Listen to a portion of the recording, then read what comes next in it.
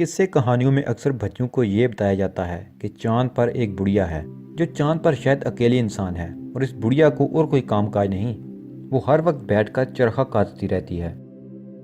سننے میں یہ عجیب بھی لگتا ہے اور مزاحیہ بھی کہ بڑھیا چاند پر پہنچی کیسے، اور وہاں پہنچ کر اس نے یہی ایک مصروفیت کیوں ڈھونڈی۔ لیکن سوچیں، اگر واقعی ہی یہ سچ ہے تو پھر وہی سوال ذہن میں آئیں گے کہ بڑھیا وہاں کیسے پہنچی، کون چھوڑ کر آیا، اور کیا اسے کوئی سزا ملی ہے، یا فلمی کہانیوں کی طرح کوئی شراب کہ وہ سزا کے طور پر ساری زندگی وہاں چرخہ کاٹتی رہے گی۔ زمین پر دیکھنے پر تو ہمیں بڑھیا نظر نہیں آتی، نہ اس کا چرخہ، اتنی دور سے کیا نظر آئے گا بھلا۔ طاقتور دوربین سے بھی دیکھا لیکن کچھ نظر نہیں آیا، تو بڑھیا کی تلاش میں نیل آرمسٹرانگ 20 جولائی 1969 کو چاند پر جا پہنچا، پر اسے بھی وہاں بڑھیا نہ ملی۔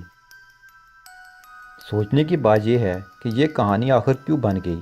جل پریوں، جنوں، پریوں کی طرح یہ کہانی بھی زمین کے انسانوں میں آخر اتنی کیوں مشہور ہے؟ شاید اس کا تعلق بھی انسان کی تاریخ سے ہے۔ ماضی میں انسان کتنا ترقی یافتہ تھا، اس پر بحث ہوتی رہتی ہے۔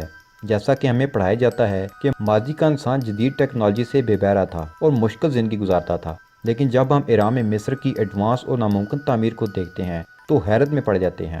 پھر بابل کی تہذیب کے آثار دیکھتے ہیں تو ہم ورطۂ حیرت میں ڈوب جاتے ہیں۔ تاریخی واقعات سنتے ہیں جیسے حضرت سلیمان کے اڑنے والی سواری، عجیب و غریب ایلینز جیسی مخلوق جنہیں ہم جنات کہتے ہیں، اور ذوالقرنین کی ایک عجیب مخلوق کے ساتھ جنگ اور ان کو ہرا کر سیارہ زمین سے باہر کسی پلانٹ پر قید کرنا، یا اس ایلین مخلوق سے ساری جدید ٹیکنالوجی چھین لینا۔ اس طرح کے عجیب حقائق ہمارے سامنے آتے ہیں تو ہم سوچنے پر مجبور ہوتے ہیں، اور چاند کی بڑھیا کی کہانی کو لے کر ایک تھیوری بنا سکتے ہیں کہ پرانے وقتوں میں جب انسان کے پاس جدید ٹیکنالوجی تھی تو اس وقت کوئی عورت چاند پر جا پہنچی، سزا کے طور پر کسی خلائی مشن کے ساتھ یا کسی بھی طرح، تو وہاں وہ بوڑھی ہوئی یا وہ یہاں سے بوڑھی گئی، کچھ بھی ہو سکتا ہے، تو چاند پر اسے کوئی اور کام نہ ملا، تو چاند پر اس نے چرخہ کاٹنے کی مصروفیت ڈھونڈ لی۔ شاید وہ واپس زمین پر نہ آ سکی، اور وہ زمین کے انسانوں میں اتنی پاپولر ہوئی کہ آج تک ہماری کہانیوں میں اس چاند کی بڑھیا کا ذکر ملتا ہے۔ تو دوستو، چاند کی بڑھیا کے بارے میں آپ کا کیا خیال ہے؟